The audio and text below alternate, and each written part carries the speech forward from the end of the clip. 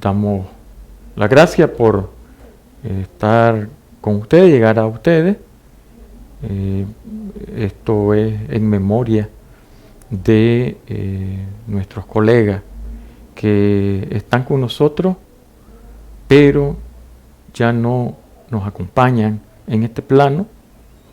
Y me refiero al entrañable colega y amigo, el doctor Ramón Armengol Gutiérrez, Román Gutiérrez, al doctor Francisco López Pérez, mi maestro, a la doctora Mirna Delgadillo, al entrañable colega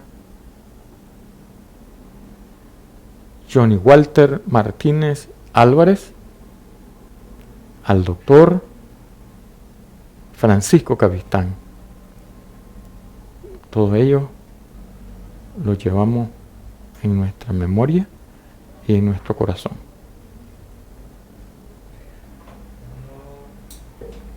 El día de hoy vamos a tratar un tema en lo personal para mí es oral, en vista que hacemos una reflexión sobre lo que es los derechos del niño, niña y adolescente.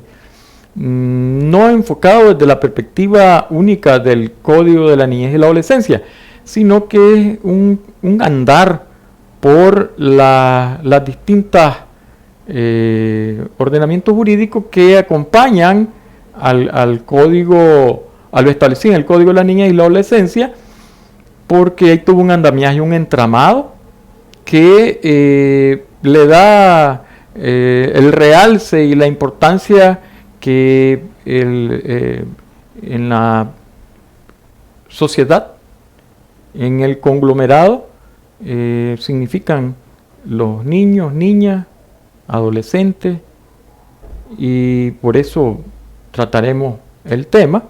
Lo he titulado Pinceladas sobre lo relativo a los derechos de la niñez y la adolescencia, porque la idea es dejar la inquietud y ver que el código no es un instrumento que por sí solo se contenga, sino que el código permea a todo el ordenamiento jurídico. Por eso es que vamos decidimos traer este tema, que es de interés de la familia, la comunidad, la sociedad en general y el Estado. Esto también vamos a enfocarlo desde la óptica de los derechos sobre el que está por nacer, como el niño, la niña y la adolescencia. No trae una sistemática rígida en el código, más bien, como dije, son pinceladas. Y dicho esto, pues entramos en materia.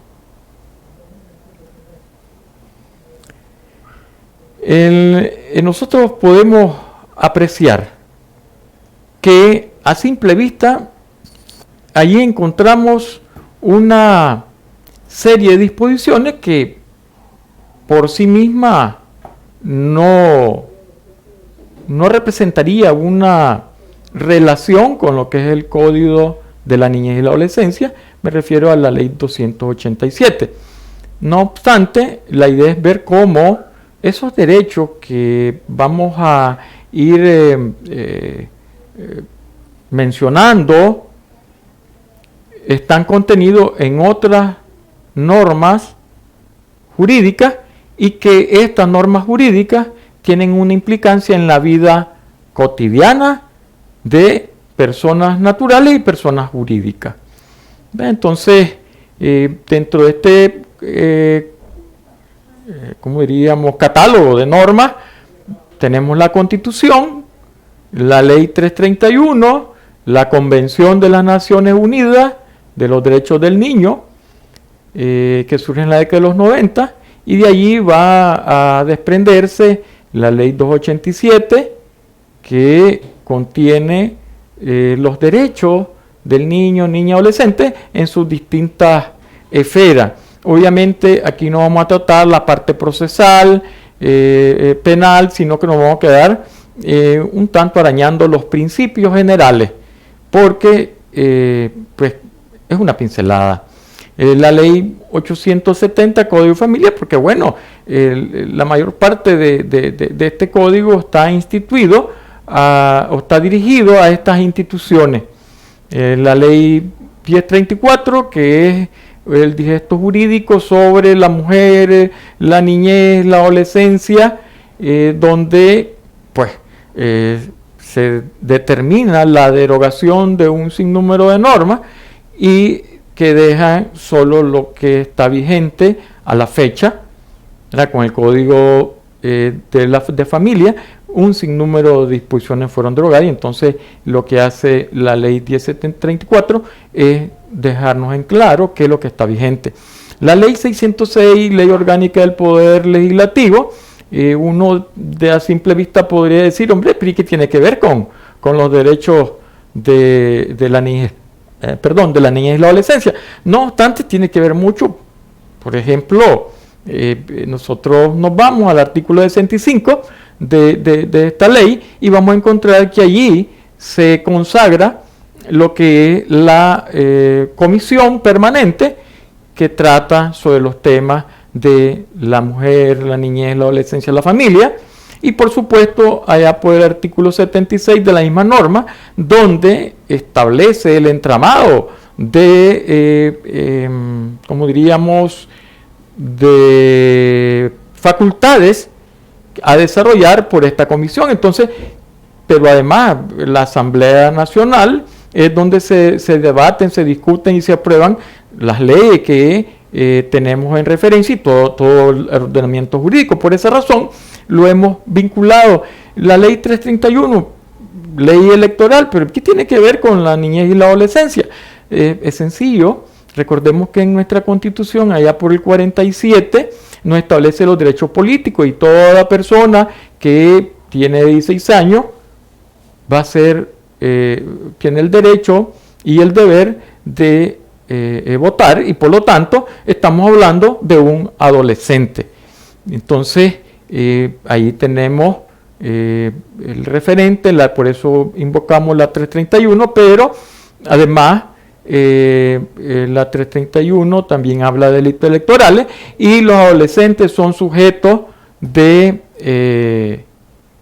verse inmiscuidos en estas tipificaciones, y por eso hemos señalado la ley 331, la 212, que tiene que ver con la Procuraduría de Defensa de los Derechos Humanos, y ahí se consagra lo que es, con la reforma que hubo, lo que es el procurador de la niñez y la adolescencia, que dentro de sus facultades, pues es mantener el termómetro de cómo se están dirigiendo las instituciones del Estado en relación a los niños, niñas y adolescentes. La ley 290, Ley Orgánica y Procedimiento del Poder Ejecutivo, ¿qué tiene que ver? Bueno, en ella se consagra, allá por el 12, el 27, el 37, en el 29, en el 29, lo que es el Ministerio del Ministerio de Familia, mi familia, y por el 37 lo que es el Ministerio de la Juventud. Y por supuesto, ¿a qué se dedican? ¿Cuál es el quehacer de estas instituciones? Con esas personas que son objeto de estudio nuestro del día de hoy. Por ejemplo, Código Civil. Ahí vamos a ver en el desarrollo cómo del artículo 11 al 18 del Código Civil nosotros encontramos una gama de disposiciones que le dan derechos. Ahí voy a explicar algunos dicen que no son derechos, son intereses, ya vamos a ver, en la norma deja entrever que es un derecho eventual que tiene el por nacer. Y ahí vamos a apreciar varias disposiciones de distintas normativas que regulan lo que se conoce como la concepción y la teoría de la concepción. Y tenemos la ley 185, ley del Código del Trabajo, la pregunta recurrente, pero que tiene que ver, ahí vamos a entrar a ver que pueden ser contratados un adolescente para trabajar. Eso lo vamos a ver ahí en el Código del Trabajo, no lo mencionamos, pero de hecho, si nos vamos al 22 de este código, vamos a ver que pone una condición mayor de 16 años. Algo similar dice el Código de la Niñez y Adolescencia, la 260. Pero, ¿cómo está vinculado la 260? Bueno, la ley orgánica del Poder Judicial, en ella radica en la Corte Suprema de Justicia la potestad de crear los juzgados y, por supuesto, los procedimientos que las distintas normativas, como el Código de la Niñez, el Código Penal y el Código de Adolescencia, en el proceso que ante los juzgados de la niñez y la adolescencia se llevan a cabo. Y entonces, aunque de manera directa no tiene una vinculación, sí de manera indirecta es parte de ese entramado. La ley 295, esta es emblemática, no hago referencia en la presentación, pero por el nombre de la ley es sustancial su relación. Y la 295 es la ley de promoción a la lactancia materna. Entonces, obviamente, son 2 años lo que dice la ley, que el lactante debe, preferentemente, alimentarse de la leche materna y establece algunas condiciones sobre la comercialización de sustancias relacionadas a la alimentación del niño o de la niña. Ley 641, Código Penal de la República de Nicaragua, con todas sus reformas, también dentro de este andamiaje, establece normativa que entre el bien jurídico protegido y la persona a proteger se encuentran niños, niñas y adolescentes. Por mencionar un par de ejemplos, por el aborto es una tipificación que va en tutela de los derechos del que está del por nacer, de esa vida que está en gestación, en desarrollo y que después se va a concretar. Entonces ahí tenemos una serie de calificaciones. Por ejemplo, tenemos en el 160 lo que es la omisión de auxilio, y ahí están inmersos los niños que se encuentren perdidos, en peligro y que no son auxiliados. Va a haber una responsabilidad para quien no realizó el auxilio. En los delitos de orden sexual, la violación, el estupro, la trata de personas, ahí van a haber sujetos pasivos que el derecho penal, el Código Penal, va a tutelarle esos derechos a niñas, niños y adolescentes. Por ejemplo, tenemos las lesiones en el por nacer. Nuestro código contempla como calificación legal. Código de comercio. Por ejemplo, el artículo 7 del Código de Comercio establece que si fallece y hay un niño que es el que va a hacerse cargo de ese patrimonio, pues estará obligado a cumplir con las cargas económicas que la empresa tenga y poder también mismo cobrar las obligaciones que a favor de ella tenga la empresa, lo cual significa que por fallecer si es una empresa familiar, por fallecer el socio mayoritario de esa empresa, queda el niño o niña o adolescente, según el caso, para que retome la conducción de la empresa, por supuesto. Todo esto a través de su representante o de su guardador, como lo señala el Código de Familia y el Código de la Niñez y la Adolescencia. Entonces, hemos dado un breve paseo por estas normativas, y esto es como dicen los notarios cuando están haciendo las escrituras de constitución de sociedad anónima. Esto no es restrictivo, tan solo es facultativo. ¿Por qué? Porque existe otra gran cantidad de normas jurídicas, y ahorita por ejemplo se me viene a la mente la ley 741, que es la ley de fideicomiso, y entonces viene alguien y dice, mira, y el que está concebido en el seno materno puede ser beneficiario, puede ser un fideicomisario. La respuesta es claro que sí. Lo prevé el artículo 12, que está dentro de las prohibiciones del contrato de fideicomiso, y la salvedad que mientras sea alguien vivo o que esté concebido, perfectamente puede ser un fideicomisario o beneficiario, y lo ratifica el artículo 20 de la ley 741. Y así podemos entrar a ver otras normativas y van a ir saliendo, en lo que esto solo es una muestra.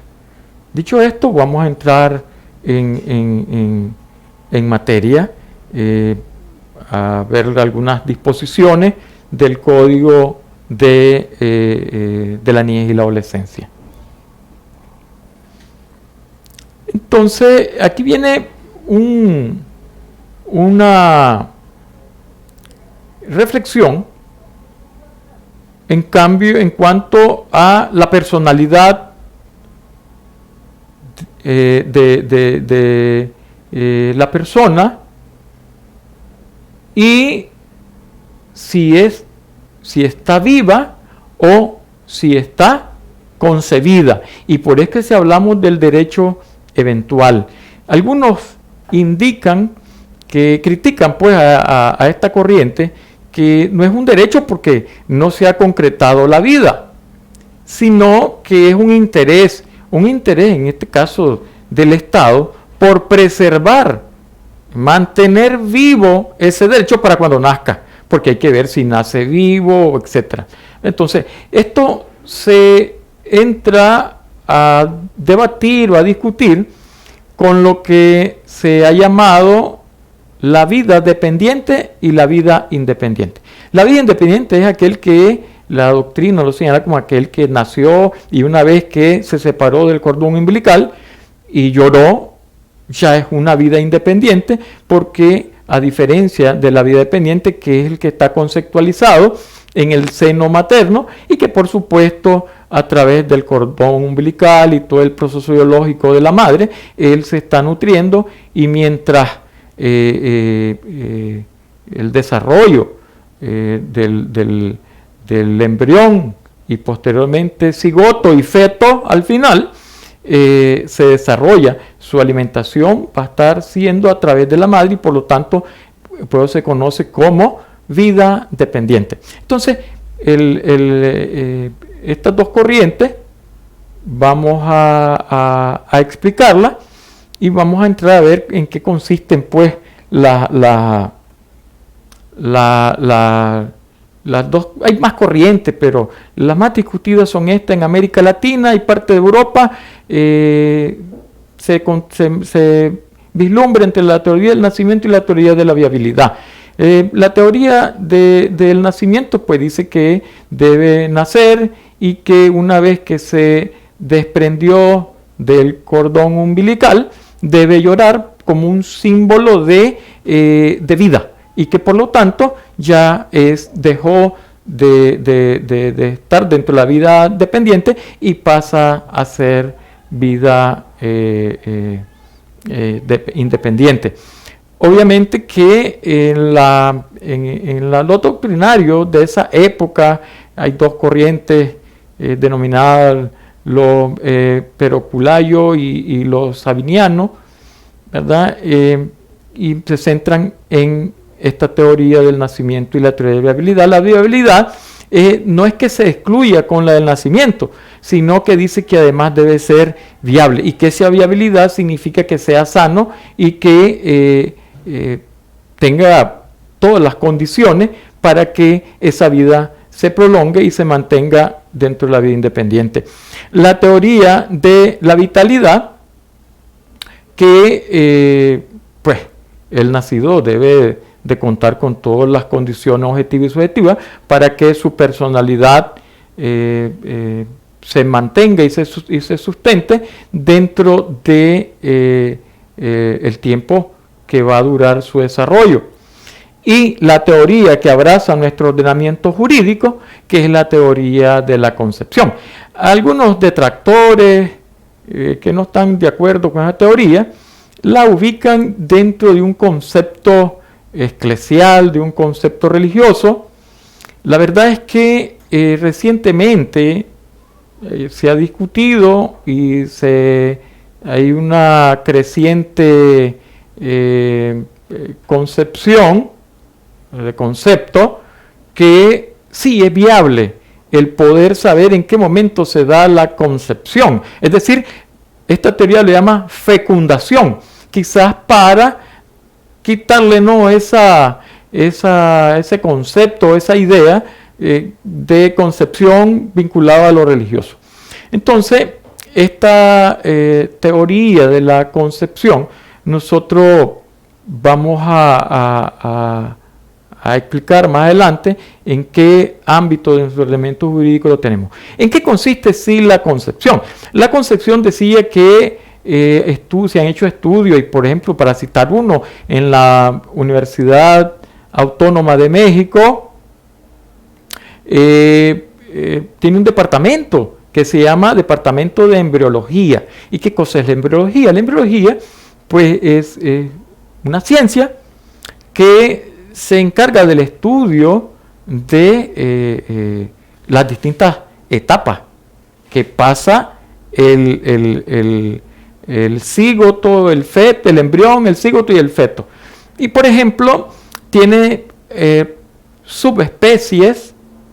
Entre las subespecies tenemos la teratología, que estudia ese momento en que, desde el momento de la fecundación hasta los 4 semanas de fecundado, el óvulo por el espermatozoide, se centra su estudio para entrar a ver dos cosas: posibles problemas genéticos o problemas ambientales, y ambiental en el sentido del ambiente en que desarrolla esa célula que posteriormente se va a multiplicar para llegar a constituir el feto, ¿verdad? Y su nacimiento. También tenemos lo que es la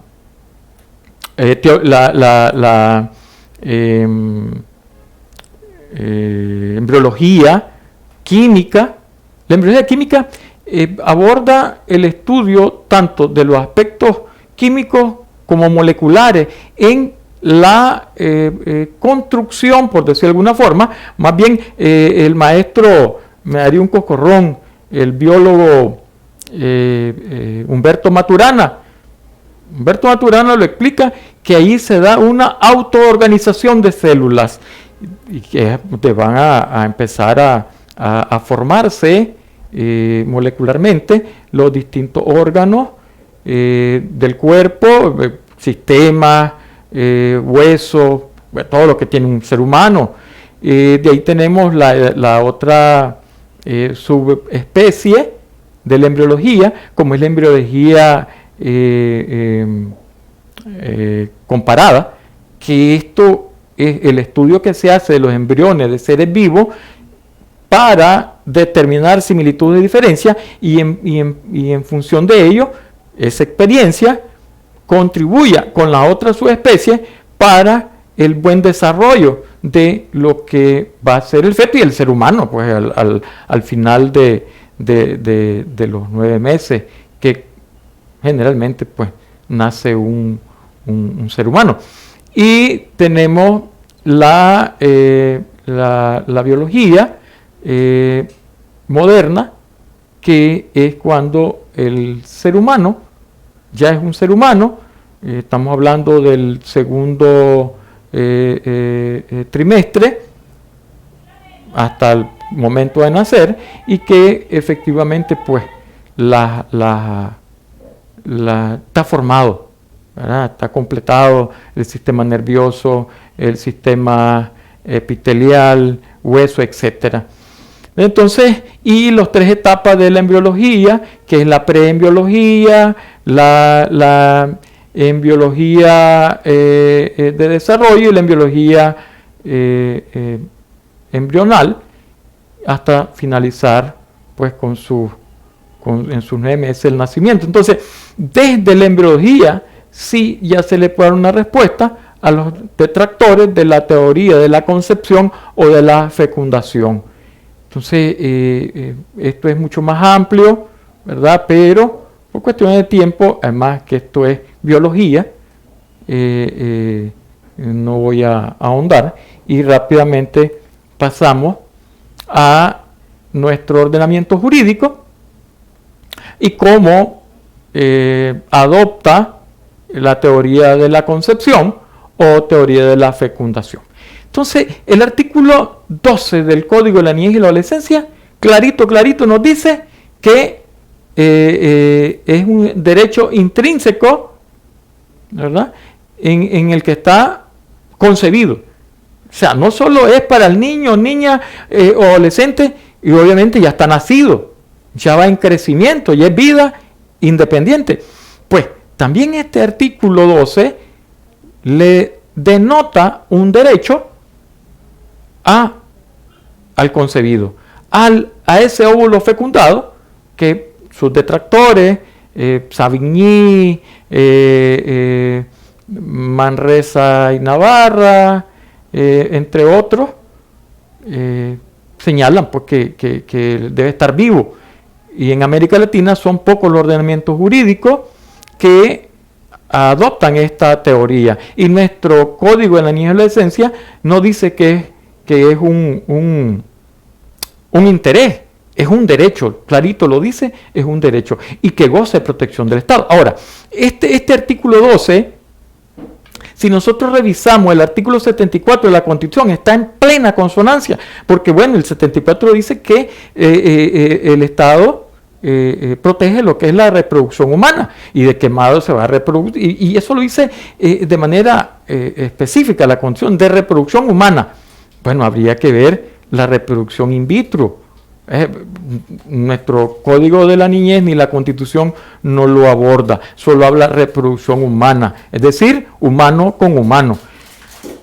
Por supuesto, dentro de la normativa de derecho civil, tenemos nuestro código, me refiero a este Código Civil, 4ª edición, en que desde el artículo 11 al 18 va a establecer lo que él denomina derechos eventuales del concebido. Entonces, ese que está por nacer, el Código Civil le da un derecho. Entonces, el 11, el 12, ¿verdad?, debe tener un brazo y un guardador. En estos casos, el artículo 18 del Código es claro, donde dice que mientras esté en el claustro materno y en el claustro materno esté vivo, ¿quién lo va a representar? Su mamá, su papá, y en su defecto, ¿verdad?, están las autoridades que van a preservar este hecho. Presencialmente, el Código Civil habla de la madre, pues quien lo lleva en el seno materno. Y eso para efecto de todas las transacciones que contempla el Código Civil. Y recordemos que el Código Civil es supletorio del Código de Comercio, y por eso hablaba lo del 7 del Código de Comercio, y esto tendrá su comportamiento en lo que es el derecho societario, derecho contractual, etcétera, ¿verdad? Todo lo que es la vida y que ordena el Código de Comercio. Entonces, brevemente aquí tenemos ya dos instituciones, Código de la Niñez, Código Civil, que adoptan, tutelando los derechos del no nacido, es decir, del que está concebido, o como dice la corriente, una corriente mexicana, el fecundado. Luego tenemos que en el Código de Familia, allá por el 319 del Código de Familia, sigue adoptando lo que es la teoría de la concepción y sigue diciendo que son bienes eventuales. Y esa administración, ¿quién la va a hacer? El padre o la madre. Y esto está íntimamente vinculado, si recordamos, el 12, el 11, el 12 del Código de la Niñez, 11, 12 del Código Civil, 18 del Código Civil, y aquí estamos en el 319 del Código de Familia, y por supuesto el 285 del Código de Familia, donde la madre, el 285 es el que resguarda, le otorga al padre y la madre los bienes eventuales que pertenecen al niño o niña que está por nacer. Y en el 319, el derecho de la madre en potencia pedir alimentos a quien los deba, siempre las condiciones, ¿verdad?, de los 260 días de haber separado de su cónyuge conviviente. Y tendrá que, el que está siendo objeto de demanda por pensión alimenticia, desembarazarse de ello a través de prueba en contra. Y esto significaría pues promover un incidente de paternidad, y con los riesgos que ello conlleva, que si en el incidente y la prueba de ADN resulta que él es el papá, pues ya se ha ganado la pérdida de la autoridad parental. Entonces, vemos disposiciones que están ahí resguardando la vida del no nacido. Es importante señalar que hay todo un andamiaje de instituciones que están detrás de este quehacer, y para mencionar algunas cuantas, bueno, tenemos el Ministerio de la Familia, tenemos el Ministerio de Juventud, tenemos el Ministerio del Trabajo. Para efecto, ya decía, el artículo 22 del Código del Trabajo nos dice que para contratar debe ser mayor de 16 años, pero además condiciones específicas, que si va a clase le den permiso de ir a clase, etcétera. Entonces, ¿quién va a vigilar eso? El Ministerio del Trabajo. Pero también hablamos de la Procuraduría de la Niñez y la Adolescencia, el Procurador Especial, que da seguimiento a todas estas circunstancias. Tenemos a Gobernación, es decir, tenemos toda una institución detrás de los niños, niñas y adolescentes. Y por ejemplo, aquí tenemos en esta de la presentación, sacamos el Ministerio de la Familia, donde en el literal I del artículo 29 de la Ley 290 nos dice que es promover y defender la vida desde su concepción en el seno materno. Vemos que sigue adoptando literalmente la teoría de la concepción. Ya no solo es el Código de la Niñez, ya no solo el Código Civil, ya no solo es la Ley 290, el Código de la Niñez y la Adolescencia, es todo un andamiaje. Y entonces la vida va a estar resguardada. Y recordemos que esto también tiene su entronque, como es el artículo 23 de la Constitución, donde dice que la vida es un derecho inalienable y por lo tanto, vida dependiente, pero vida. Y por lo tanto, el ordenamiento jurídico y toda una institucionalidad está resguardando, velando para que la normativa se aplique. Y recordemos que el artículo 11 del Código de la Niñez y Adolescencia dice que las normativas allí planteadas son normas de orden público. En consecuencia, va a pesar el hecho que alguien quiera darle una aplicación distinta al sentido que adopta esta institución, que además deviene de la Convención de Naciones Unidas. Y por supuesto esa convención fue ratificada por la Asamblea Nacional, facultad que constitucionalmente ostenta. Entonces, hay toda una institucionalidad detrás de la institución familia, y dentro de la institución familia, el niño, la niña, el adolescente, el joven. El Código de la Niñez y la Adolescencia, en el artículo 3, nos señala que se entiende por niño, por niña y niño, y adolescente. Entonces ahí vemos de 13 años es niño, niña, y la adolescente es entre 13 y 18. En el artículo 95 del Código de la Niñez y Adolescencia nos plantean que de los 13 cumplidos en adelante puede ser sujeto de proceso penal especial. De los 13 hacia abajo no hay responsabilidad penal, no obstante, el padre, madre, tutor, encargado, representante, se hará cargo de las obligaciones civiles que deriven del actuar del niño o de la niña. Entonces, el ordenamiento jurídico no exime de responsabilidad civil aquellos actos que realizó el niño o la niña. Quebró el vidrio del carro del vecino. Bueno, no va a ser sujeto de proceso penal, pero el papá, la mamá o el tutor va a ser objeto de demanda o llega a un arreglo con el vecino, lo cual no existe como algunas veces se han escuchado criterios que hay un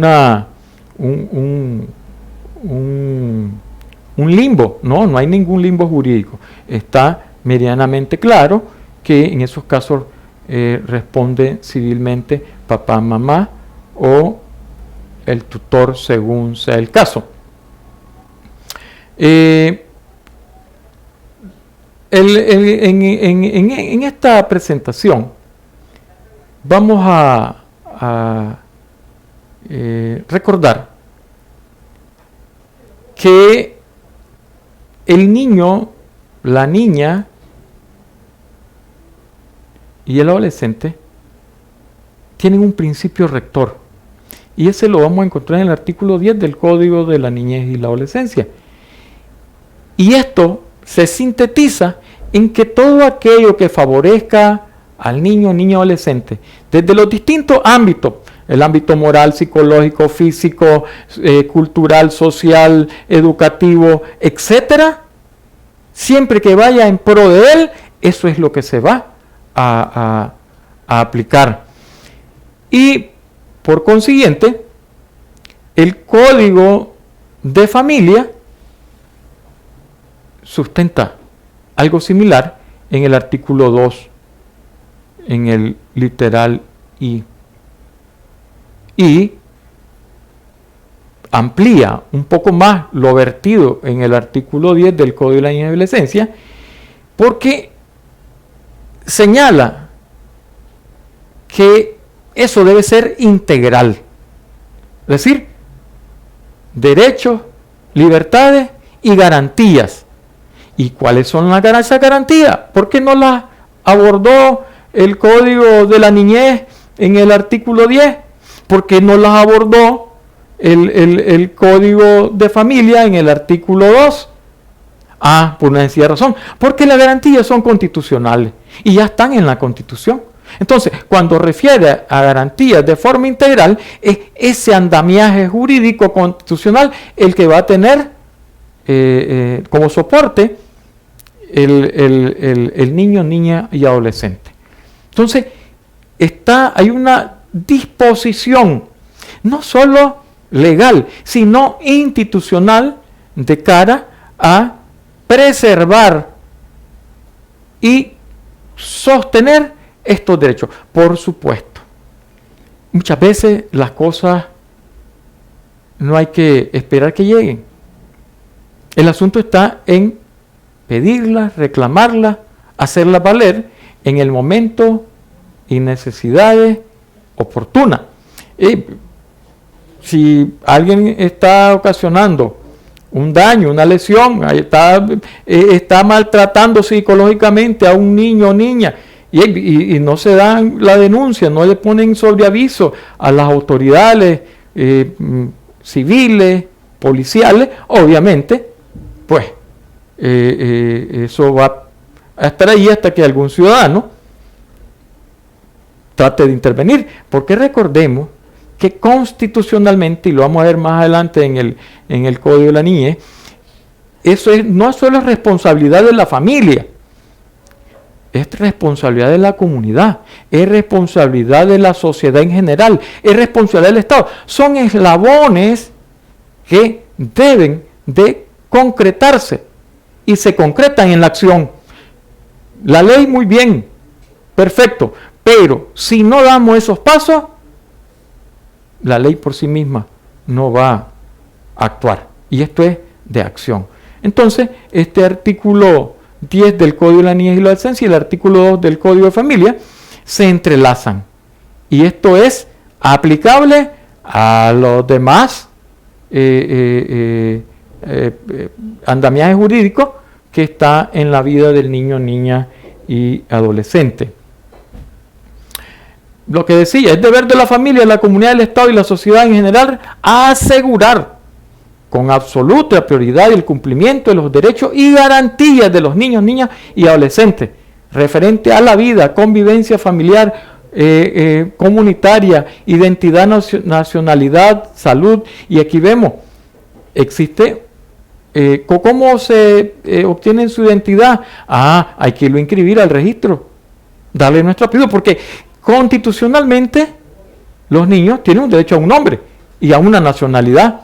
Entonces está ahí, y esto tiene que ver con el municipio, tiene que ver con las leyes municipales, ley 40 con sus distintas reformas.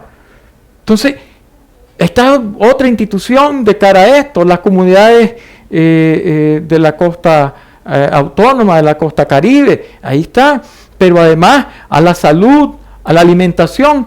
¿Y eso dónde lo encontramos? En la Constitución, allá del artículo 58, 59, 64. Ahí vamos a encontrar derecho a la salud, a la alimentación, vivienda, el 61, 64, vivienda, educación, medio ambiente, deporte. Recordemos que creo que el 57 de la Constitución establece a la educación, deporte, educación física. Es un derecho que tiene, y muchas veces cuando en la escuela se está impartiendo, buscan cómo capear el bulto, etcétera, etcétera, cuando eso es parte de la salud. La ley 416, si mal no recuerdo, Ley General de Salud Pública, ahí también salen bailando los niños, niñas y adolescentes como prioritario en su atención. Me quedo en lo que es la educación, porque generalmente cuando hablamos de educación, generalmente empezamos en la escuela. Y la educación es más que la escuela. Y, por ejemplo, ¿cuánto va un niño o dilata en clase? Un niño, una niña o un adolescente. Jornadas de ¿cuánto? 4 o 6 horas. ¿Y el resto dónde lo pasa? ¿Y la familia? Y ya vimos, comunidad, familia, Estado, sociedad, formamos parte de esa educación. La educación no solo es aprender a leer, escribir, tomar una carrera técnica, una profesión, hacerse científico. No, la educación es de qué debo comer, cuándo debo comer, qué debo tomar, qué debo evitar. Esa es educación. Educación no solo es aprender aritmética, cálculo, no. La educación es más que eso. Y muchas veces se confunde lo que es la preparación, la instrucción con la educación. La educación es en todo momento, en toda hora y de todas las formas siempre vamos a estar educándonos. Y por eso es que ese eslabón, familia, comunidad, Estado, sociedad. Somos responsables. La educación va desde el niño que hoy en día, en mis tiempos, era el trompo, era la chibola. A mí nunca me gustaron porque era malo, pero me gustaba verlos jugar. Ahora es la tablet, el celular. Pero estamos conscientes que están consumiendo. Porque bueno, la tecnología es una bendición, pero puede tornarse en una maldición. Las trata de personas también se hacen por vía de internet. Entonces, ¿quién es el responsable? La familia, la comunidad, el Estado, la sociedad en general. ¿A través de qué? De todo el dispositivo que hemos venido viendo existe. Entonces, la educación es qué consumimos y cómo lo consumimos.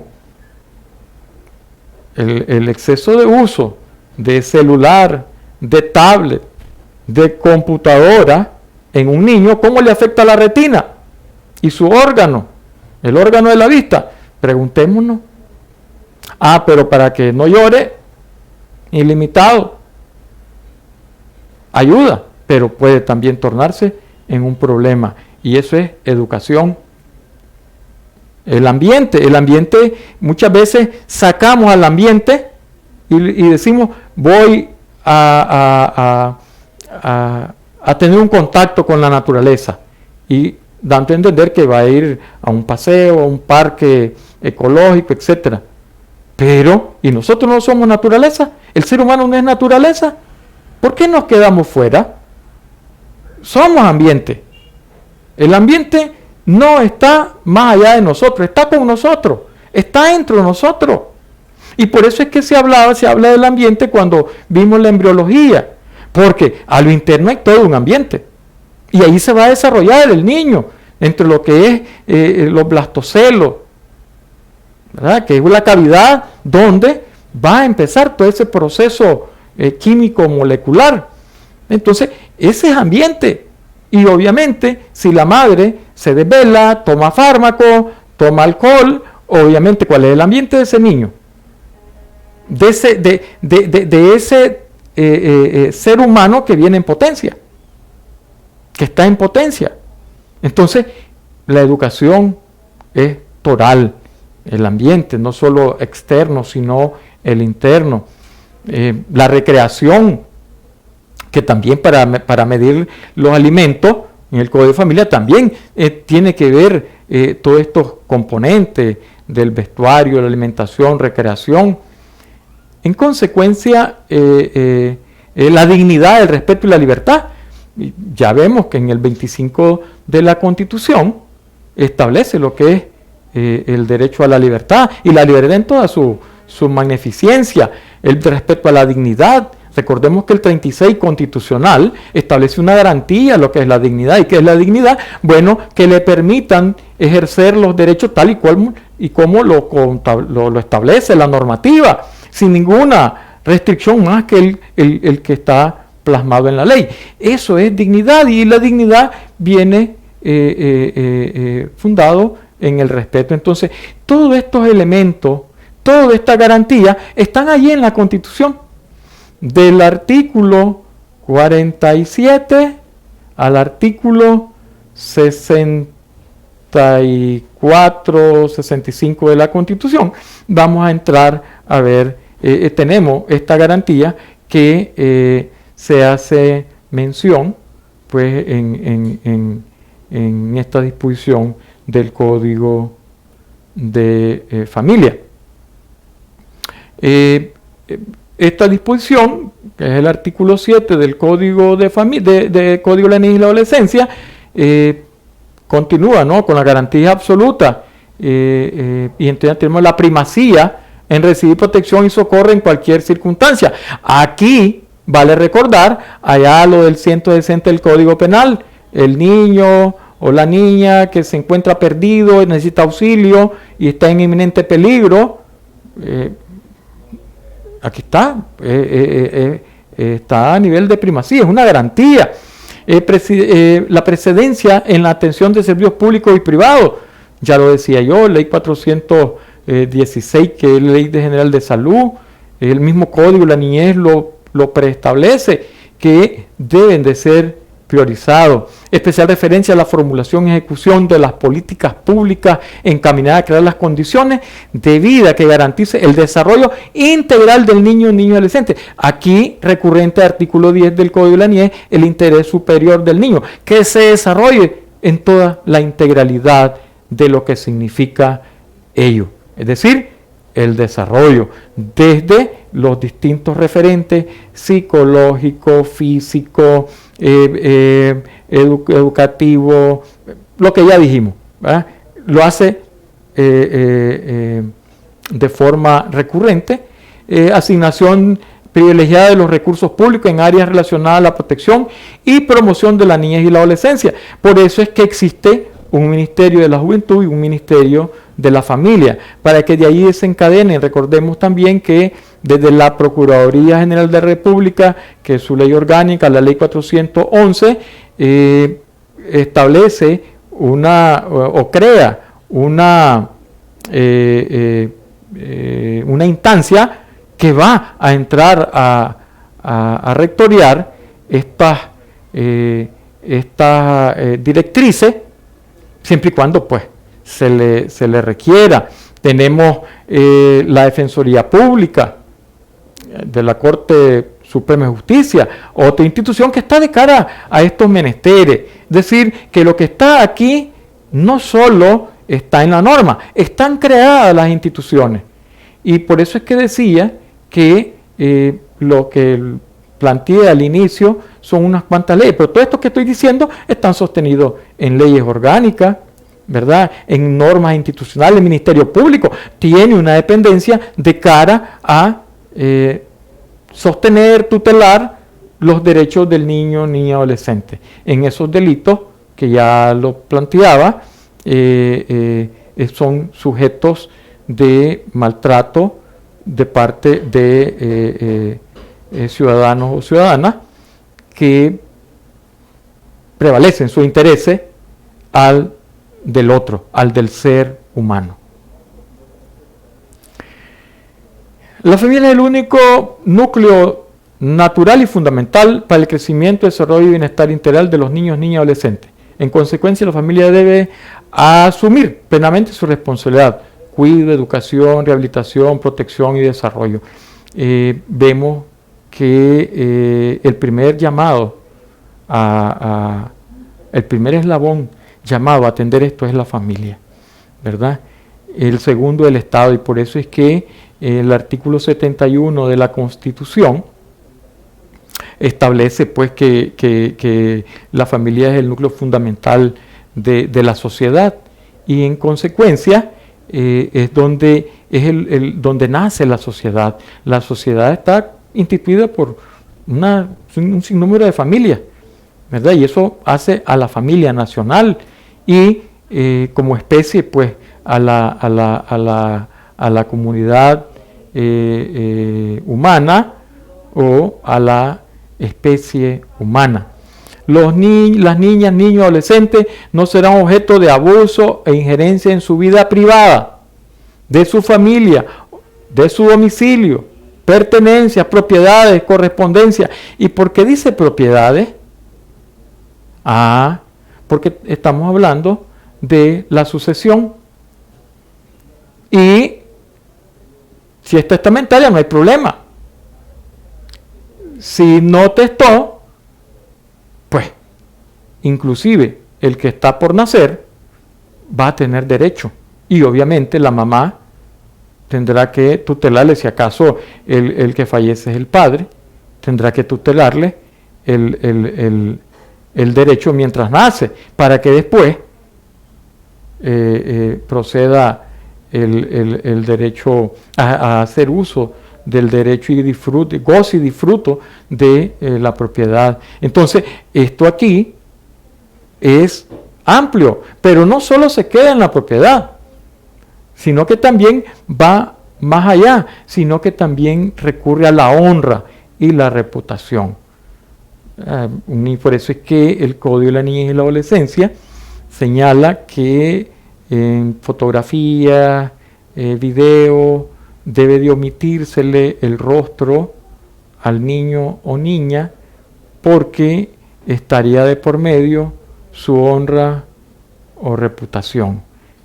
Aunque el niño haya quebrado el vidrio del vecino, le van a tomar un video y lo van a presentar como prueba. No, porque a menos que sea con autorización, ¿verdad? Ya sea del juez o de la familia, pero está de por medio la honra y la reputación de ese niño, niña o adolescente. Me pasé. Aquí el Código de la Niñez nos plantea que los niños, niñas, en los procesos, en los distintos procesos, debe de ser oído. Debe ser oído. En cualquier tipo de proceso donde intervenga o esté de por medio, hay que escucharlo. Y dice el Código de la Niñez que si no se toma en cuenta eso, es una nulidad absoluta. Claro, quizá el Código Procesal Civil, por lo que hace a las nulidades absolutas, quizás debió retomarlo por aquello de la supletoriedad. No obstante, esta es una nulidad absoluta, aunque no sea de las que plantea el Código Procesal Civil, allá por el 211, 213 del Código Procesal Civil. Entonces, es una nulidad en cualquier proceso, debe de escuchar, claro, entre el ser escuchado y el principio de interés superior del niño, el juez o la autoridad que esté conociendo el proceso tendrá que ver qué es lo que más le conviene, con independencia de lo que pueda decir el niño, la niña o el adolescente, ¿verdad? Pero ojo, es una nulidad si no ha sido objeto de escucha del niño o niña. Recordemos que en estos ámbitos el artículo 35 de la Constitución establece garantía para los niños, las niñas y el adolescente.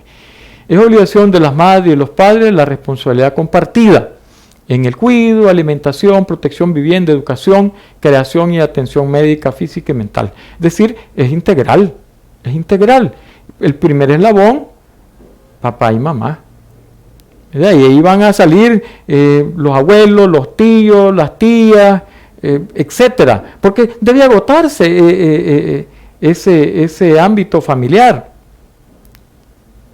Y, como decíamos, la comunidad, la sociedad y el Estado que va a estar ahí a través de las instituciones destinadas para ello. Por ejemplo, la libertad de libre locomoción de los niños y adolescentes está garantizada con algunas salvedades. Por ejemplo, todo niño, niña, adolescente que va a salir del país debe contar con autorización y el famoso permiso de salida, y eso lo recordamos allá por el artículo 29 del Código de la Niñez y la Adolescencia, y por supuesto la ley del notariado, etcétera, etcétera, que el Código Civil, que establecen parámetros para que pueda actuar el notario en función de ellos, su legitimación procesal, su legitimación, tiene que estar legitimado quién va a otorgar el permiso para que éste pueda tener eficacia, salvo los que muchas veces de manera fraudulenta se obtienen, que a veces no están no están protocolizados, no es un instrumento público idóneo, pero bueno, ya esa es otra materia. Pero bueno, lo importante en esto es la libertad que tienen de ir, venir, siempre por cuestiones de seguridad, y constitucionalmente la seguridad es otro tema que es una garantía que también tienen los niños, las niñas y los adolescentes. Y por eso lo del 29 del Código de la Niñez y la Adolescencia. Ningún niño, niña, adolescente será objeto de cualquier forma de discriminación, explotación, traslado ilícito dentro o fuera del país. Vemos la circunstancia. ¿Cómo debe salir del país? A través de una autorización, un permiso, y es lícito. Entonces, de lo contrario, si no va con esos pormenores, obviamente va a ser ilícita esa salida del país. Por supuesto, ahí pueden haber de por medio algunas calificaciones penales. Violencia, abuso. Recordemos que la violencia puede ser intrafamiliar y el Código Penal también habla de eso. La ley 779, que es reforma al Código Penal, nos habla de eso. Obviamente esto que lo digo es desde el punto de vista de los niños, niñas y adolescentes, porque es el tema, ¿verdad? Pero lo circunscribo por esas razones al niño, adolescente. Que el abuso o maltrato físico, psíquico y sexual, ya hablamos que el Código Penal dispone capítulos completos donde rectorea toda esta actividad, y como dicen algunos, el derecho penal es tutelar, otros es protector. Algunos recriminan que el derecho penal no protege porque no lo va a salvar, sino que atiende a que cuando la conducta se concretó, entonces las autoridades actúan, y entonces dicen que eso es parte de la tutela, más no de la protección. Es una cuestión doctrinaria, ya sea que tutele o que proteja, lo importante es que se active ese mecanismo para que sea efectivo y eficaz la disposición. De lo contrario, no hacemos mayor cosa. No basta que esté en la ley, hay que ejercerlo. Y pues que también por negligencia, por acción o omisión, pueden afectarse derechos y libertades. Ya decía hace un rato el artículo por poner un ejemplo, 160 del Código Penal, la omisión de auxilio, ¿verdad? Entonces hay todo un andamiaje jurídico sobre esto, y por eso es que se habla de responsabilidades penales y civiles. Recordemos que toda persona que es penalmente responsable también lo es civilmente. Y pues unas palabras finales, unas 4 líneas que las digo desde lo más íntimo de mi ser en relación a lo que es el niño, la niña, esos seres que ahorita necesitan de nosotros, de la familia, la sociedad, del Estado, porque ellos son los que van a retomar la rienda. Por eso es que debemos de esforzarnos, debemos de cuidarlo, y ese cuido debe ser integral. No solo es que coma, calce o se vista, no solo es que vaya a la escuela, no, es que sea un buen ciudadano. Eso es, de eso se trata. Es allí el éxito o el fracaso de una sociedad, están en ellos, en ese niño, en esa niña. Ahí está. Y es una tarea de todos y de todas. Entonces, eso es lo que transmito, ¿no? Un poquito de eso de lo que debemos hacer, del compromiso que tenemos para con nosotros y para con los demás, con el otro. aunque no lo conozca, el compromiso con el otro. Y pues tenemos una serie de las leyes que se señalé al inicio, pues están ahí. Como dije, tan solamente es enunciativo, porque la lista pica y se extiende. Es todo un andamiaje jurídico. Y muchas gracias.